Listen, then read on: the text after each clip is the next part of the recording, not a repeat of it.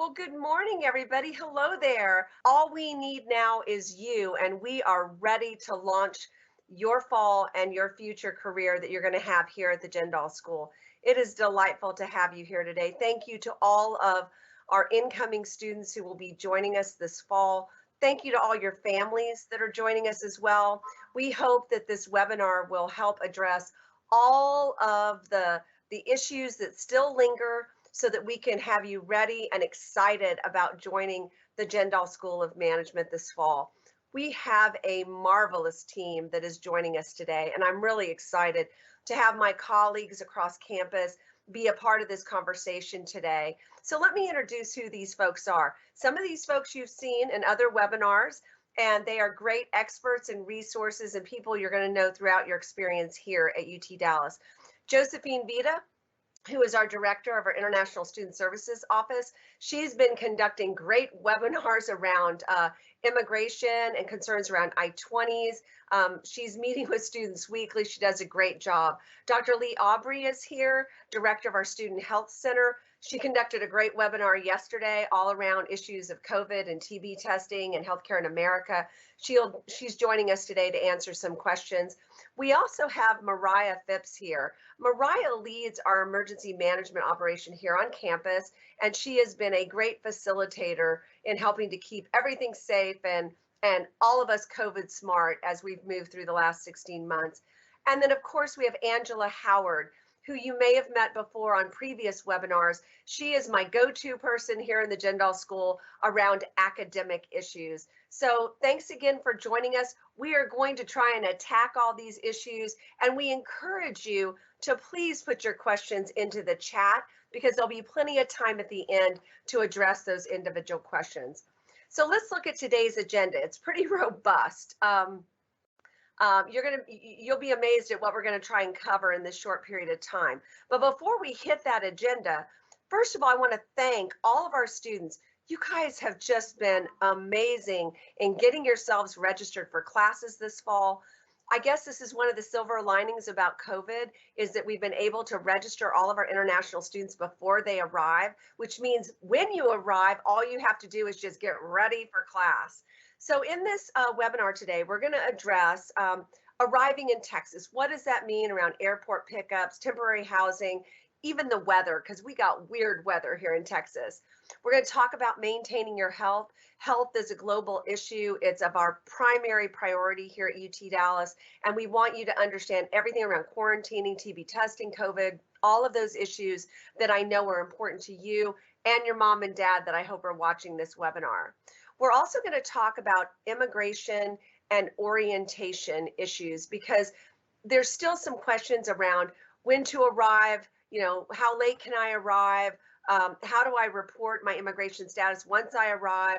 And the variety of orientation events that happen that you will want to be a part of, whether they're online or whether they're face-to-face. We're going to talk a little bit about living in Texas and try to adjust some of the challenges that you have.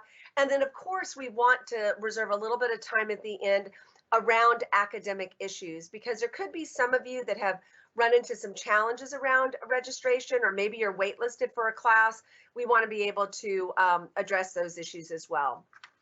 So let's kick this off and let's see where this arriving in Texas takes us. So many of you have learned about Big Howdy. Big Howdy is this amazing partnership between student organizations here on campus, the Office of Intercultural Programs, and an external organization that helps facilitate airport pickup for, in the past, literally hundreds of international students. So if you've done two things, and these are two really important things. If your visa is secured and you have a specific flight and you know where you're going to be dropped off here in Dallas, then you can go to the link on your screen and you can sign up for airport pickup. They're handling this on a one-on-one basis, except on flights where there will be a larger number of students, and then they'll have buses that will bring you to destinations so that you can connect with wherever you're going relative to temporary housing or whether you're going to the place that you're going to be living. But it is absolutely amazing, the hundreds of volunteers who have nothing to do with UT Dallas, who all raise their hand and say international students are important to our community. Let's welcome them and let's pick them up. You'll see the Big Howdy website there, where you can click on airport pickup. There's a bunch of other great resources that are there too. And in fact, they host the best welcome party that you can imagine here in the center part of our campus. So if you need transportation and pickup, please address that issue. So now let's talk about just temporary housing. When our students arrived here last December, we found that a majority of those students who needed temporary housing used one of these 3 hotels. And the reason that they did is that they had full kitchens, so students were able to maybe go and purchase items that they wanted to cook and do it right there in their room. These are really good options relative to quarantine issues that are around arriving in Texas. But there are tons of other great options. Airbnb is a great option if you've got a group of students. Sometimes hotels will limit the number that can be in a room, but in an Airbnb, you'll have more flexibility, can divide the cost amongst more individuals, but there are lots of options. And don't forget about the options in your back pockets.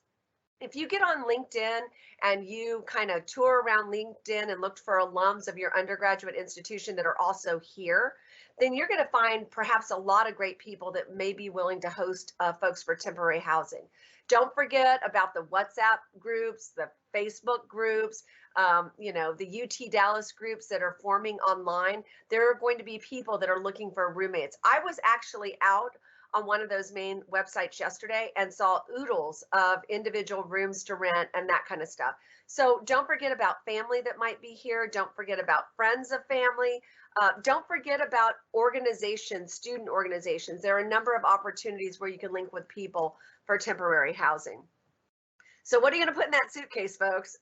Norma, let's talk about this crazy weather here in Dallas. If you look at the screen, you'll see on the far left, that is what Dallas looked like in February. That is not typically Dallas weather ever, but we had sub-zero temperatures for like the first time in 100 years. It was unbelievable, and we were not prepared for it. But that can be a magical time that probably won't happen anytime during your tenure here. But if you look at the middle of the screen, you'll see that, if you're in Texas long enough, the weather's going to change in an hour. So you can go from, 110 degrees to pouring rain in an entire hour to really brisk winds. But it's pretty warm here in Texas most of the year. We have a lovely fall, lovely spring, lovely winter. It's a little hot in the summer, but hey, I'm betting that all of you that are attending this webinar can handle the heat. But look at our beautiful campus on the far right. It's green, it's open. It's a great place to connect with friends and faculty. And that's typically what the campus looks like all the time. So let's bump into maintaining your health, because this is, I know, very important for mamas and papas out there. I'm the parent of adult children who went off to college, and I wanted them safe, and I know your parents do as well. We have 2 slides here. The first slide is talking about vaccinated people. So number 1, listen to your airline about what they're going to require with regard to pre-testing. You want to mask up when you travel. That's a federal requirement and a global requirement. You must have a negative COVID test before you get on that airplane 3 days in advance. And don't forget, you need to retest 3 to 5 days after you have arrived in the United States. And then most important, if you have not gotten vaccinated in your home country, you'll be able to get vaccinated here on campus. And we do not require, but we strongly encourage every student to get a COVID vaccine. It has been a remarkable deterrent against the Delta variant, and it's something that we consider really important and want to encourage every student to do that. Now, this deck, you are going to get a copy of it after this webinar. You'll be able to click on all of the links in this webinar, and you'll be able to obtain this information that you're seeing on the screen. Now, the next slide is about unvaccinated students. So again, you got to test before you travel. You got to mask up while you're traveling. You need to do the COVID test 3 days before you depart to prove it's negative. But the real key for our unvaccinated students is you need to get retested 3 to 5 days after you arrive, and you need to quarantine for a full 7 days, even if your COVID test is negative, and always monitor symptoms. And then, of course, I'm like the COVID cheerleader. You can't see my pom poms, but I am going to be encouraging every student to get out there and get that COVID test, which, by the way, you're going to be able to get on our campus. So let's talk about the other test that international students are just like, oh my gosh, I got to take care of this. And that's around the TB test. So if you look at your screen, you'll see where you can register for the TB test. Now, you can also get the TB test off campus, but I will encourage you to do your level best to get it on campus. Because if you get the test off campus, it may be a delay in the results coming back, which means that that may be a delay in getting holds removed in your accounts. And so you really want to try to get it on campus, but we'll have a few people that'll get it off campus. If you are having any difficulty getting a TB test appointment, see that starburst on the right and see that that email address.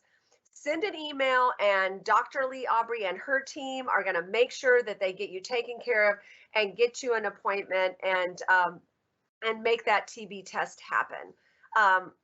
You know, the other issue is the COVID-19 vaccine. And Dr. Aubrey's office has been managing that aspect as well. And so you're going to see the starburst on the right again. Those are the dates that we already have confirmed for COVID vaccines here on campus.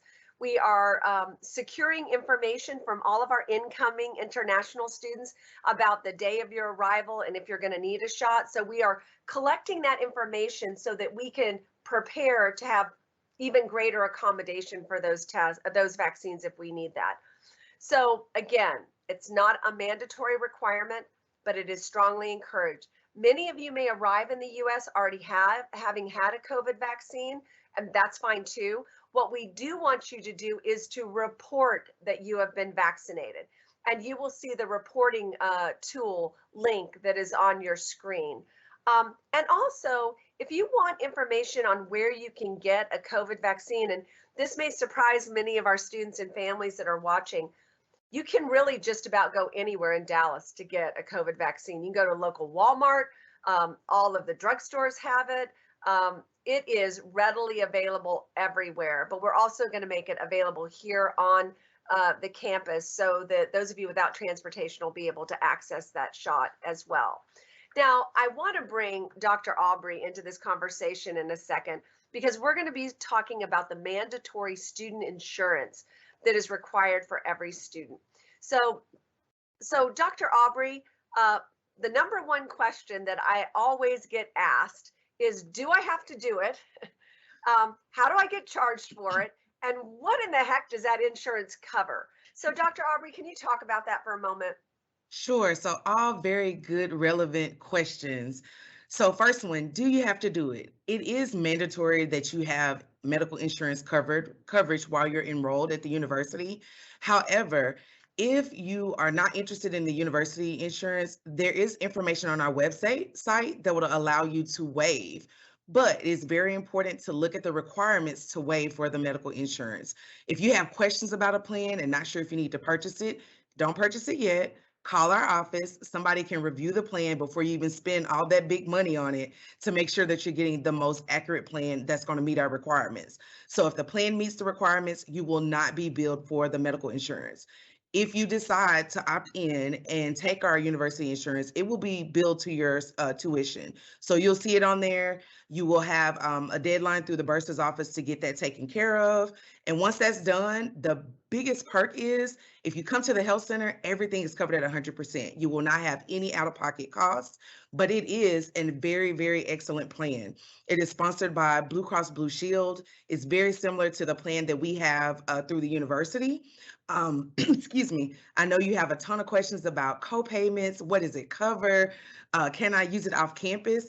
All very good questions, but there is a link on this page. We did a a webinar the other day that has very good information. There's great snapshots there about cost, coverage. You can even call the 1-800 number and ask all these amazing questions about what the coverage includes. And so we definitely don't want to miss you or miss any questions that you have. So I think that is a very good source for you all to take a look at and ask questions more in detail, or to answer questions more in detail about what the coverage is. But an awesome plan. Definitely, if you take advantage of it, there's definitely some great perks there on campus and off campus. Dr. Aubrey, thank you so much for that. When you have an unexpected emergency and a student suddenly has to have their appendix out, those parents are really glad that that student insurance is there, and which is why we require it, so that we can protect students, especially in major medical kinds of issues. So thank you, Dr. Aubrey. That's terrific. And please watch that webinar. It is fabulous. It'll give you the specific detail and answers to healthcare in the United States. And her team does a great job of kind of reviewing all of the specifics. So what's the other hot topic? I mean, I think for all of our students, the hot topic is around immigration and the required orientations. And we're going to kind of cover that. But I do want all of you to know that you're enrolled for classes, and we're excited about that. And regardless of when you arrive, you're going to be able to fully participate in your classes. We've made that possible through the kinds of course offerings that we have. But I want to bring Josephine Vida. Josephine, you're one of our campus heroes, just like Dr. Aubrey. And we want to bring you in to kind of talk about these complicated questions around arrival and how that relates to immigration. You're the master expert on this. So Josephine's going to cover the next several slides to go into detail some of those issues you just need to keep in the forefront. Thank you so much, Dr. Powell, and hello to everybody out there. If I have not had a chance to interact with you virtually or by email, I'm glad to have the opportunity to meet with you and speak with you about this topic. As Dr. Powell said, I work with the International Student Services Office, and it is a team effort to make sure that you get your I-20s and get your questions answered so that you can confidently and comfortably arrive in the United States and put your focus on where it needs to be, which is your academics, right? So in order for us to help prepare the campus and everything for you over here, we are asking you to keep us updated with the visa update Eform. Now, it used to just ask you about visas, but now we're asking you a lot more information because of all of the circumstances around COVID. We want to make sure that we have the most accurate information to help you get settled into campus and transition to your classes. So if you have not had a chance to fill out that e-form, please fill it out. You can fill it out as many times as possible so that you can let us know as things change what your plans are and what you might need for a successful transition to campus. So the vast majority of you will have an I-20 with a start date of August 23rd. That means that you are expected to arrive in the United States in the 30 days prior to that date. So that's going to be beginning the 24th of July in a couple of days. And you can arrive up to that date safely, comfortably to begin classes by that date. If you have an unexpected short-term delay, and I mean, maybe you're coming in the next day, the day after, certainly not more than a couple of days, certainly not more than 7 days after the 23rd, you can attempt to arrive in the United States. You'll need to get a late arrival letter from your degree program, your academic department, and you'll need to let us know by filling out the visa update form. I do want to make sure you know that you may have extra questions from the port of entry. You may need to explain why you're coming in a few days late, but often they will allow students to enter just a couple of days late in order to be able to start classes. If you find that based on your circumstances, you're not going to be able to arrive by the 23rd or shortly thereafter, fill out the visa update e-form, let us know that you want to come for the next arrival period, which is going to be receiving an I-20 with a start date of October 18th. That will allow you to enter the United States in the 30 days prior, so you're looking at starting September 19th through October 18th. Again, if you have a slight delay of just a couple of days, right? Maybe you're coming in on the 19th or the 20th, etc. You can still use the same I-20 to enter the US, with a late arrival letter from your academic program. And be able to explain to them kind of the reason for the delays, right? Those are both options for you to have an I-20 for a fall arrival. Now, sometimes students say, okay, I've got an I-20 for the 18th. I'm actually going to be arriving on September 30th. I'm going to be finishing with all my quarantine. Do I need to wait to go in person, to come to my in-person classes on the 18th of October? No. Once you complete your quarantine and any other requirements you have, you can join your in-person classes. You do not need to wait until the 18th in order to join those in-person classes. Again, as Dr. Powell said, we very much encourage you to obtain a vaccine as soon as you arrive. This is a very international campus in a very international city. We really do want you to be as safe and as smooth a time in the United States as possible. We have all worked so hard to make sure that we can provide that safety net around you while you're here.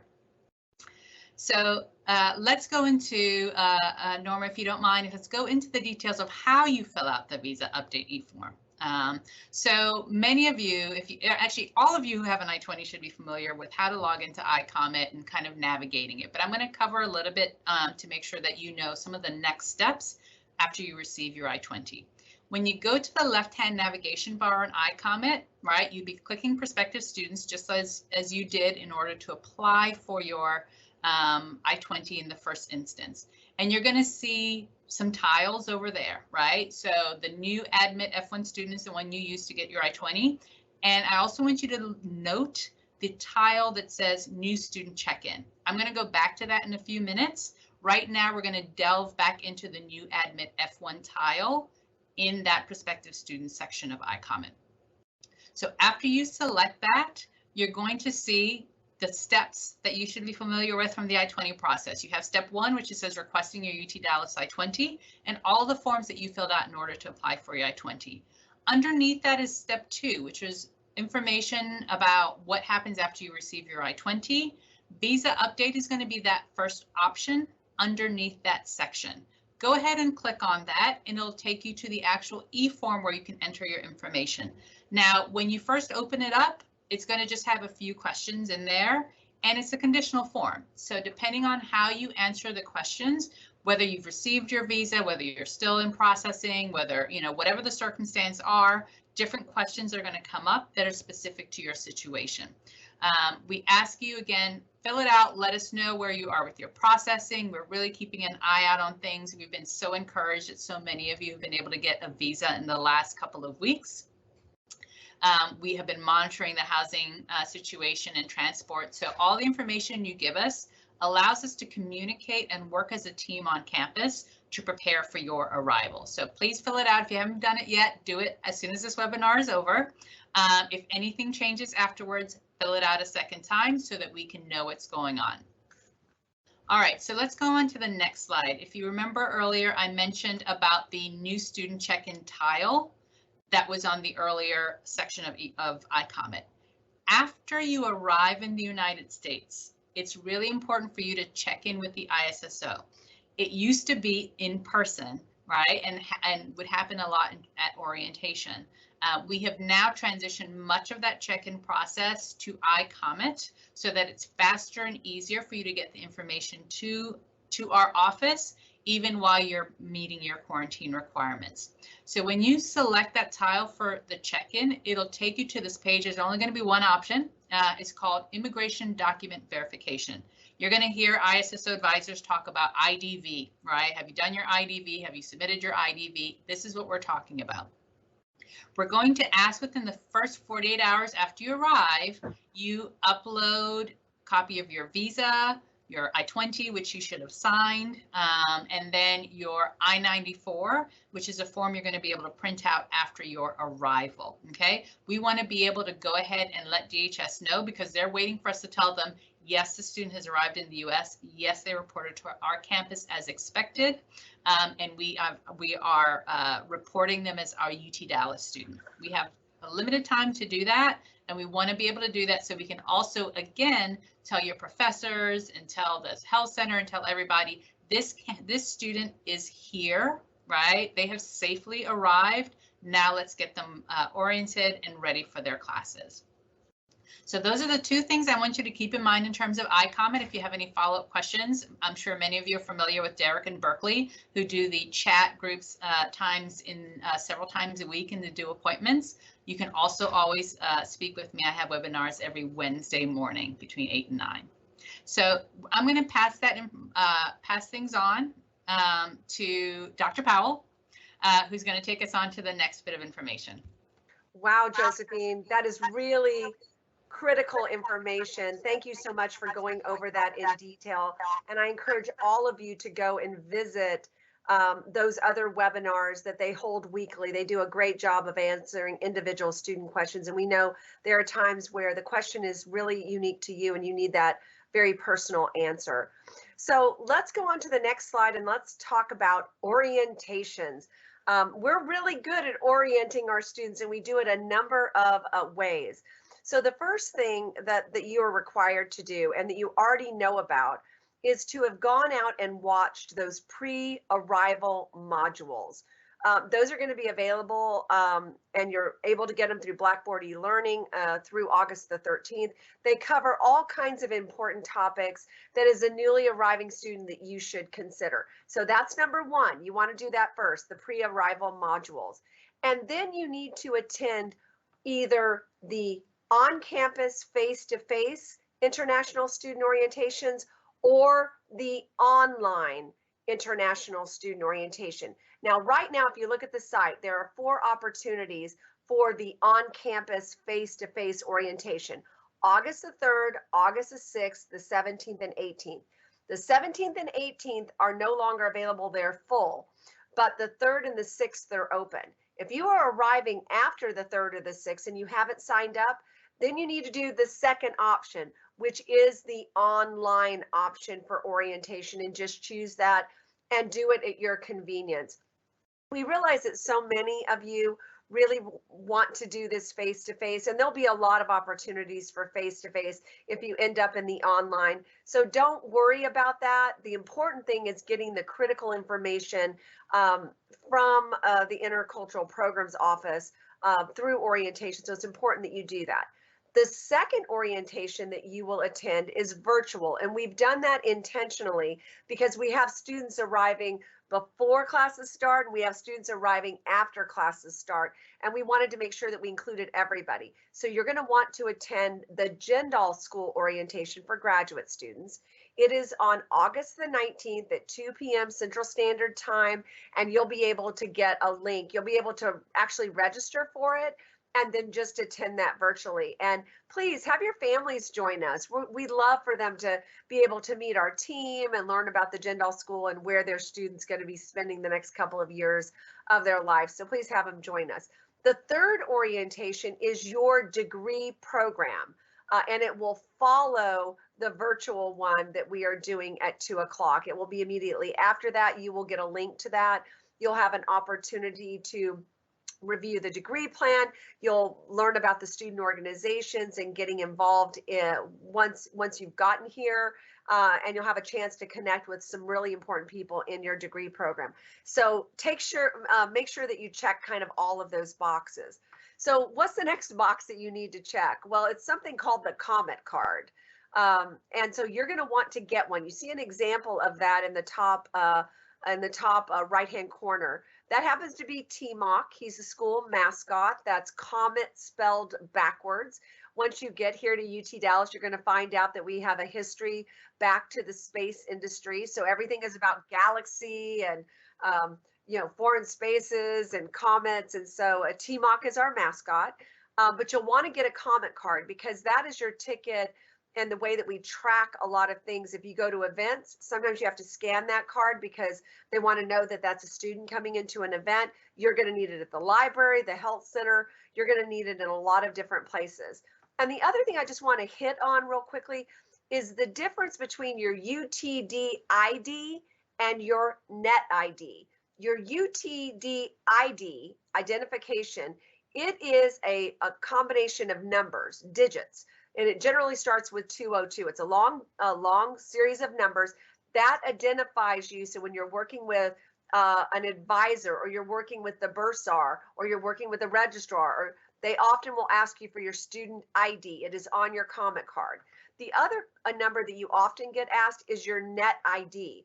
Those are the digits and letters that precede at utdallas.edu on your email address. So for me, I'm MSP07000 at utdallas.edu. You don't know me, you can usually find me by M. Powell, but everybody has a net ID. So make sure you know the difference between your student ID and your net ID, because that's going to come in handy as you get closer to arriving here on campus. So let's talk just a moment about living in Dallas. For those of you that are still looking for housing here in Dallas, you're going to see on your screen in just a second a number of different links that you can go to that will allow you to connect with different housing authorities that do apartment finding and that kind of stuff. So we encourage you to look at all of those. Don't be dismissive about looking in other places. There are lots of other places that you can go, and you guys are much more savvy than we are with regard to finding them. But there are lots of students who will be moving out of joint housing, apartment living, and moving on to their full employment jobs. So those opportunities are going to start to pop up, and there's lots of places for you to look at that. Also, we encourage you to check out the webinar that was done by our Student Affairs Housing Unit recently about preparing for life in Dallas. At the beginning of this webinar, and the link that's on your screen, they talk about housing on campus. I do want all of you to know that campus housing is full. We do have a fabulous bus system that goes out to all of the adjacent housing, but you may want to watch that webinar to get some other ideas about housing in Dallas. And the other thing that we don't want you to forget is that link at the bottom of the white box where it talks about cultural student organizations. We have the most fabulous portfolio of student organizations. We've got the Pakistani group and the Indian Student Association and the Iranian group and the Chinese student group, and we have the Japanese, the Korean. We just have all of these great ethnic student organizations, and so many of them are helpful to incoming students and helping them to find housing. So don't forget to link with those important associations as well. Now, once you get here on campus, you're going to have lots of options to eat here on campus. Now, I do apologize, this slide that you see doesn't show many people eating. The food is very good, but this was taken during COVID, so there weren't that many people that were on campus. But the really cool thing is that robot that's over there on the right. Do you see that robot with the flag above it? So you can use this app here on campus to order food from some of our dining facilities, and it comes to you via this robot, and you can track it on your phone. And it's kind of funny, these robots actually talk to you as well, especially if you get in their way. They do not run over you, which is really cool. But the Starship is fabulous, so there'll be lots of places for you to eat here on campus, and you're going to enjoy just the campus environment and how beautiful this school is. So for many of you that know me, you know that I grew up living all around the world. And so on the next slide, it's just kind of my advice to all of you. If this is the first time that you're going a long way from home, and I moved 23 times before I was 18, so I moved a lot. I have a lot of experience in this area, lived everywhere.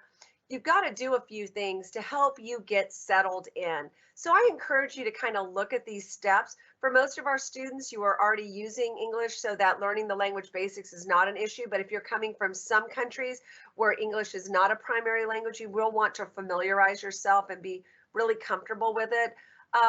Understand that getting on an airplane and going halfway around the world is going to be traumatizing on some level. You're going to feel homesick, but let me tell you, you're going to make oodles of friends here, and you're going to realize that the people here really care about you, your safety, your well-being, and your future success, and we're going to help you. But think about this process. Don't just get on a plane without thinking about how you're going to get acclimated once you get here. The worst thing that you can do is get on that plane, then hide in your apartment and only go to class and then run back to the apartment. You need to embed yourself in the entire environment and really cultivate those relationships that are going to be yours for the rest of your life. So let's talk a little bit about how you get around on the UT Dallas campus. We have this fabulous bus system, and you're going to notice that it all is called the 883. Well, why is it called 883? Well, 883 is part of the university's prefix to our phone number.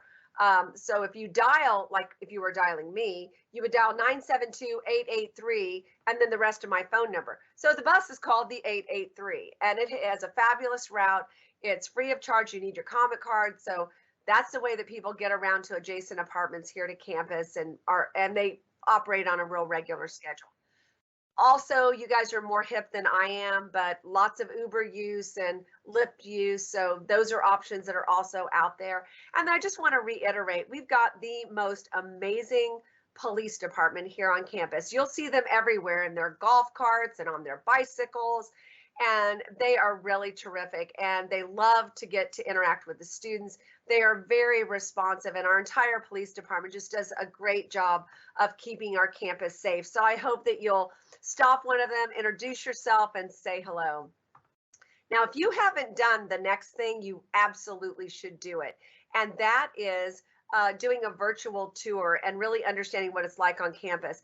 I have been here for 14 or 15 years, and the campus is transformed. It is this amazingly beautiful place, and I encourage you to get on that virtual tour and share it with your families so that they can see where you're going to be walking and where you're going to be talking, because it's really cool. And you'll see that's a picture looking down on all of our pool tables at the Student Center and how students engage with each other. But please make an opportunity to do that. Now, we're just going to spend a few minutes on academic issues. We do have Angela Howard handy to answer questions that might come to us via chat, but I just want to help folks in case you have questions around this. So if you are all registered for classes, we're thrilled about that. You know that you registered in designated sections, and I want to reiterate, what does a designated section mean? It means that whether you arrive on time or whether you're arriving on the second date or somewhere in between, you are going to be able to access your classes. Those classes are going to be available to you virtually, and those faculty are going to be recording those classes. So you're going to be able to engage, participate with your classmates and your faculty member in those designated sections, regardless of when you arrive. Now, one really important thing is that once you arrive and you have completed quarantine, you no longer attend virtually. You come to the actual class, and the faculty are going to be expecting you actually in the classroom. So many of our Jindal School classes are organized where there's a lot of participation, there's a lot of student engagement, there's a lot of projects. You're going to want to get to know your classmates, so you're going to want to be in class. The other thing that students have been asking us about when they look at kind of what it looks like on the screen when they've registered, they see that term flexible. Well, flexible just means that we've made it possible for our international students to flex into that class, even though they aren't physically here. So don't worry about the term flexible. Flexible is a face-to-face class, so you don't have to worry about that. And you'll get more familiar. This is an example of a couple of courses that students are enrolled in. And so you can see that there's a room. You can see that in that first option, the second one is the room option, meaning those students who are already here in the US will be registered for that one. If you are outside of the US, you're going into that online section until you are here, and then you're going to be designated in the classroom section. So get ready. It's going to get exciting, and it's going to start to roll pretty fast. Now, many of you are also interested in learning more about transferring coursework or waiving classes. So if you look at the screen, there is a location on our website, and Norma's done a great job of including that link right there, where you can go and you can get to the advising forms and the process for transferring classes. Please try to take care of all of that before you arrive, so that you send the transfer form, you send the syllabi, you send all the documents that are required, because that has to go through a process here in the school to determine whether or not that class, counts for transferring, or whether or not that will accommodate in terms of waiving a class. Just because you waive it doesn't mean you don't have to take those 3 credit hours. You take another course in place of it. So you're going to want to go to this spot, take care of these details in advance. Sometimes students wait until they get here, and then they kind of expect that this is going to happen really quickly. We have a lot of students and a lot of people that seek transfer credit. it takes a little bit of time to get that through the process. We also just want to remind students about the academic calendar. This academic calendar is for every semester that you're here. So this is the fall 2021 academic calendar. It's a 2-page document. And on the front, which you're seeing the front of this document, you're going to notice that tuition is due on August the 19th. You're going to notice when's the last day I can drop and add classes. When is the last day I can do this? You need to print this every semester, post it where your computer is at home, your laptop, and make sure that you're always referring to that so that you don't miss important deadlines. But again, just want to reiterate that the tuition deadline for this fall is August the 19th. You can go to the Bursar's office website and you can learn all about the different payment options that are out there for students. Some students pay tuition in full, some students opt for the payment plan. You just need to go to that website and learn about how to do that. So before we get to you guys in your questions, the things that are so important to us that we really want to address today, I just want to talk for a moment about the Jindal School experience. This is really a remarkable place. It's just amazing, the interaction that our students have, the friends that they make all around the world, the type of engagement that they have in our buildings. Since the pandemic started, and we've had a few face-to-face classes even during the worst of the pandemic here in the United States, and there's been a group of students that have congregated downstairs in our building right outside of a deli area that have played mahjong every Friday night. And every Friday evening when I'm leaving the building, they've recruited a few new students that are learning how to play mahjong. And, you know, they've had their masks on. And it's just this wonderful collection of students from all around the world that are sharing in their experience. And it's really a place where people help each other, where every single individual student matters, and where we take a special interest in the individual success of every student. Students are shocked that faculty are so accessible, that you can ask them questions, you can visit them during office hours, that we have teaching assistants that help with classes, that your own classmates and the people that preceded you are willing to raise their hand and help. You know, part of that cultural definition of the school comes from a student organization called the Dean's Council. It is a group of select graduate students that advise the deans, and I have the great pleasure of leading that crew.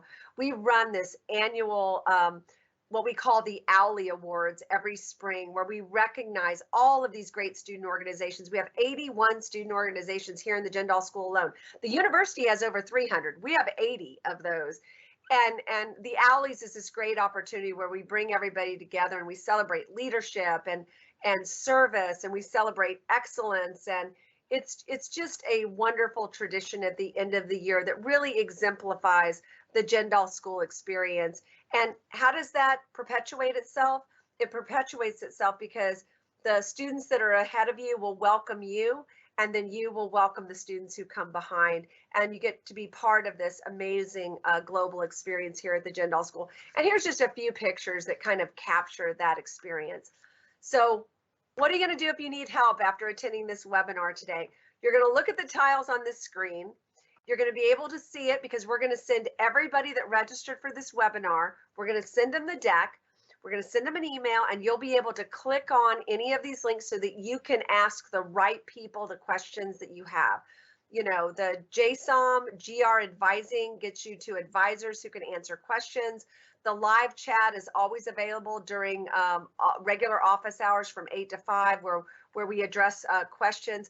The Bursar's office, if you have questions about tuition payments, or maybe you need to change from guaranteed to variable or variable to guaranteed tuition plans.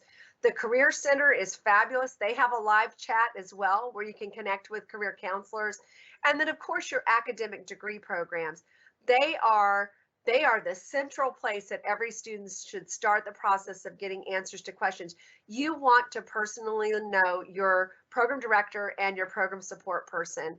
And I hope I'm going to get to know you as well as the graduate dean here in the Jindal School. So I know we have thrown a ton of things at you. I know you're probably like, oh, my head is going to explode. This is too much information. But what's really important right now is that we address your individual questions. So Norma, I bet you have some questions in the chat, and I'm going to bring folks in, or Norma may call out to some of our experts to get you guys to answer questions that are coming in. So Norma, hit us with the questions. We've got lots of great questions. The first one being that there are some students that have registered and they've noticed the label hybrid on their class. Is hybrid the same thing as flexible? Is that considered an in-person class? Yes, hybrid is considered an in-person class. You will only see that in a couple of places where we've actually, if you've looked at that a while back, you may have seen the term hybrid. In most places, that has been replaced by flexible. But be not dismayed. If you see hybrid anywhere, it is a face-to-face class. Perfect. I'm going to go ahead and put Mariah on the screen for the next question. This is about somebody who has been vaccinated with Covaxin. And so they're wondering if they will need to quarantine, if they would be considered a vaccinated individual. So I was hoping you could talk about that. Great. That's a wonderful question to ask. Any vaccine that has been approved by the Federal Drug Administration or the WHO organization would be a vaccine that would be acceptable. I don't see Covaxin on that list yet, so we would treat that person, that individual, as if they were unvaccinated, and therefore they would need to quarantine per our guidelines. Thank you so much. Dr. Powell, I'll go ahead and pop you back on screen because the next question has to do with tuition. This person had actually contacted the bursar's office. I'm not sure when they did, but they were under the impression that tuition was due on July 28th. So could you confirm that it's due on August 19th? Oh, I'm so glad that somebody asked that question. So originally the date was July the 28th, but the university adjusted that to give more time specifically to our international students who needed a bit more time to work out their finances. It is indeed due August the 19th, so do not worry. And if a student is vaccinated with the vaccinations that Mariah had mentioned are approved by WHO or us, do they still have to quarantine Yes, they do need to still quarantine. if they're I think fully every student vaccinated? that Was the question. arrives should quarantine. Is that correct, Dr. Aubrey? Can you I'm unmute? muted. I'm sorry. My apologies. So the quarantine is for those that are unvaccinated. That's that 3 to 5 day, but those students that are vaccinated, so the similarity between both is that they both have to be tested for COVID. And perfect. And while I have you on screen talking about the test, is there somewhere where they would go to provide the report for their testing? So no one outside of our area really can ask if someone has been vaccinated. I know the request is so they'll get further information. There's going to be a location on campus. We're still developing that right now. They'll go get tested for COVID. They should have results within 24 hours. I know when they come for TB screening, because we are a medical facility, we will screen and we will ask that. That should be the only place that they're providing that vaccination information to. Outside of that, nobody else can ask whether or not you've been vaccinated. They can't ask for proof of vaccination, but Student Health Center is the exception to the rule there because we are a medical facility. Dr. Aubrey, can we encourage students to self-report vaccines? Yes, yes. So if you get it, we encourage you to tell us you got it. Yes. So that is definitely, and Mariah can kind of jump in here because there is a component there that'll it's a perk to doing that. And so I'll let Mariah talk about that. Absolutely. So we have a daily health check that individuals are enrolled in once they are on campus. And basically, it's a symptom checker. So we ask you every day, do you have these set of symptoms that are common to COVID-19? If you self-disclose your vaccination status, and there's a form on our website under the COVID banner where you can do that, then you can be unenrolled and become exempt from having to do that daily health check every single day. But that would be once you are fully vaccinated, and you are fully vaccinated 2 weeks after the final dose in your series, if it's a 2-dose, or if it's a 1-dose for Johnson & Johnson, then you would be considered fully vaccinated. So you would submit that form, and then within about 48 hours, we would remove your name from that daily health check requirement, and you would no longer have to complete that symptom checker every day. Yeah, that daily health reminder used to come in email, and it used to come email or text. So to get that email to stop, it was great to report vaccination, because then that's one less email you have to deal with or one less text you have to read. So yay for incentives. Norma. We've had a few people ask about the procedure if they plan, if they're going to be arriving late. What do they need to do if, say, they need to change their start date to that second 8-week date that was mentioned earlier? May I take that? All right. Absolutely. That's a great question. So if you have an I-20 that has the 8/23 start date, but you find that you're going to be arriving later and you need the I-20 for the 10/18 or even possibly later if you're going to be arriving in spring, then you'd want to fill out the visa update e-form and let us know. It has the ability for you to select which session you're going to come for, whether it's the full term or the second 8-week term. And it allows you to indicate your expected arrival date, and we want to make sure that matches up, and then the ISSO will be able to send that I-20 to you after you fill that out. So long as your financial information is already updated, etc., you're not going to need to put in a new application for an I-20. We will see that data and make the updates to your I-20 and just send it to you. Perfect. Thank you very much. The next question is the person is arriving on August 20th, right before school starts, and they know they need to do the TB test, the COVID test, and all of that before classes start. How can they do all that and attend class the first week of August? They're wondering if, because they might have to quarantine and all these other things, wait for TB test results, can they attend classes online just for that first week before they're kind of cleared? Oh, Norma, that is such a great question. So thank you to the student that asked that. If you're arriving right before class, the faculty are going to understand if you are attending virtually until you're out of quarantine and you got the TB test and all of that kind of stuff. You will just want to let the faculty member know, hey, I'm in your finance class. I've just arrived in the US. I'll be quarantining for the first, however many days. I will be sitting in my seat in class beginning this date. Just communicate, and the faculty are going to appreciate that. Can I add to that, Dr. Powell? Sure. Because I know they may not come directly to your office, and I know we'll get those from the very beginning. A lot of times we'll include Dean Smith so she can reach out to faculty members so they can kind of, communicate that. But we definitely are going to do what's in the best interest for you to keep everybody safe, but then also not delay your academic journey at all. So we can also be helpful in that matter as well. Oh, that's terrific, Dr. Aubrey. I think it's really important that, our faculty who are teaching all of these designated sections, they understand the challenges that our international students have in arriving in TB and quarantine and vaccine. And they're going to be working with students to try and adapt as best they can to accommodate our students. We really want to be sensitive to the individual circumstances of each student.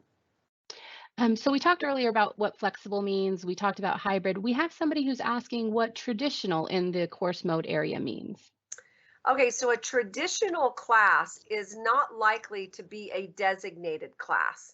That means it's a traditional face-to-face class where that faculty member may not be providing it virtually. If you're enrolled in a traditional class and you're arriving well before the semester starts, you're going to physically be here, being in that traditional class is fine. But if you're going to be arriving after class starts, you really want to be in one of the designated sections so that you can attend it virtually. So that JSOM GR advising at utdallas.edu is where you would want to communicate with an advisor. If you're going to be arriving late, then you want to be in a designated section. Perfect. Do we have to wait until we get a TB results to attend classes face-to-face? If so, how many days does it usually take to get a TB result after the test is done? So let's pass that off to Dr. Aubrey. She's our expert. We definitely want you to wait. Just again, as a precaution and bouncing back to exactly what Dr. Powell said, let your faculty member know I'm in the process of waiting on my results. Results are usually returned to you 48 to 72 hours afterwards. I will say this, because there are so many students that we screen, we do not contact everyone individually. Unfortunately, if we do contact you, there's an issue with your test results. And so we'll definitely give you the following steps. So the best way to take a look at that is check your Galaxy account. You'll see where it'll be an indicator that says TB requirement has been fulfilled, or there'll still be a hold on your account. So there's a couple of options to do that. And then if all else fails, you have the information to contact the Student Health Center. We can check it then. You also, another option will be that you'll have access to your patient portal, your medical record. You'll use the same login that you use to schedule your TB appointment. And there will be you'll be able to access your test results and see if they were positive or negative. So if they are negative, we will open the floodgates. You can go to class and continue on through the semester. Positive, we definitely want you to follow up with the health center so we can do the additional steps just to make sure that you are safe to attend class and to keep everybody else within the UTD community safe as well. Thank you very much. The next question, Dr. Powell, if they're arriving late for that second 8 weeks, are they still required to pay tuition by the August 19th tuition deadline? Great question. And the answer is yes. All tuition is due. You'll be attending class and tuition will still be due on August 19th. Is it still possible to enroll if they haven't already registered? Oh, I love that question. Absolutely. So you'll want to reach out to JSOM GR Advising at utdallas.edu. You can also refer back to our webinars that we have done where we review the designated sections, but our advising operation has those. So just reach out, tell them you want to enroll for the fall, still plenty of time to do that. The next question is, what does a non-enroll class mean? A non-enroll, Which Angela? Yes. Yeah, Angela, you want to tackle what non-enroll means? Yes, so the non-enrolled class is actually the secondary section to the primary class, that it's flexible. So essentially, when you enroll in the class, you have to enroll in the primary section. Say you're enrolling in the UAN 6 through 20. There's going to be the primary section of 501. And then in the description, it will tell you that there are secondary sections. It may be 201 or 202. That secondary section is the non-enrolled. That means that you can't enroll in that alone. So you have to be in both at the same time. So when you enroll, it's going to require that you enroll in that secondary section. So let me go a little bit further, Angela, and say if you are in a designated section, then that secondary non-enroll kind of subsection is going to be the online virtual component. So yes, you want to designate yourself as that you're attending virtually.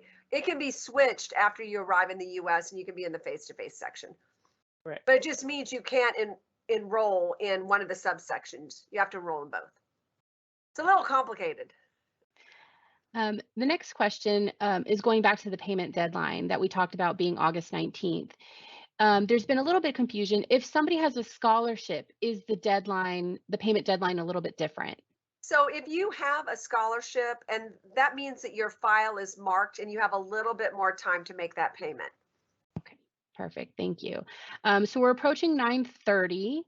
I don't know if you want to maybe take a couple more and then we can wrap up. Yeah, let's take a couple of more of the really critical questions and see if we can knock those out of the park, and then we'll wrap up and remind students, maybe we can go back a slide to leave that on the screen to show them where they can go to get additional answers to questions. And one more email address that is not on the screen that I want to make sure everybody has is jindal@utdallas.edu. Very easy to remember. That box is monitored often, so please feel free to send any unanswered questions that way, and we will be sure to help you. So this next question, this person has taken both doses of Covaxin, and they're wondering if they can come and take either the Pfizer or Moderna shot. Norm, I was waiting for somebody to ask that question, and I don't know the question. answer. Dr. Aubrey, you have to know the answer as to whether or not a person can take additional vaccines if they have those too. And so I'll answer that this way, because I got this question a couple of times yesterday as well, is that we've had students that have taken vaccines in their home countries that have not been WHO approved though if those who don't know what WHO is, World Health Organization. So we have some students that have taken like the first dose, and by the time they arrive here, they'll need a second dose, but they won't be able to get the second dose in their home country. So you can definitely be vaccinated by a vaccine that's been approved for emergency use within the United States, but it needs to be within 28 days after that first dose that you get. But here's the kicker. If you decide to do that, you will have to start the series over. So if you decide to take Pfizer or Moderna, there's 2 doses within that series. And so you'll do the first dose of either one of those vaccines within 28 days after your dose that you've had in your home country. And then there's like a 21-day period between that first and second dose of that series. I'm going to ask Mariah to jump in. I'm not sure if Johnson & Johnson is just readily available. I know some of the vendors that we're working with, the options are Moderna or Pfizer. I'm not sure how easy it is right now to get a dose of Johnson & Johnson, which is just 1 dose. Lee, you are correct. Pfizer and Moderna are the ones that are most readily available. A lot of places that I have seen say that you can have Johnson & Johnson upon request, and that's based on if they have that availability. Thank you both very much. That was a lot of very helpful information. Dr. Powell, the next question says that there are some classes that show staff as the professor. By when would they know the professor's name that will be teaching that particular course? You know, we're engaged in hiring additional faculty right now. But that could end up being anybody who is on our faculty. It just means we haven't solidified who the actual instructor is. Generally, you'll see most of those populated by the first week of August.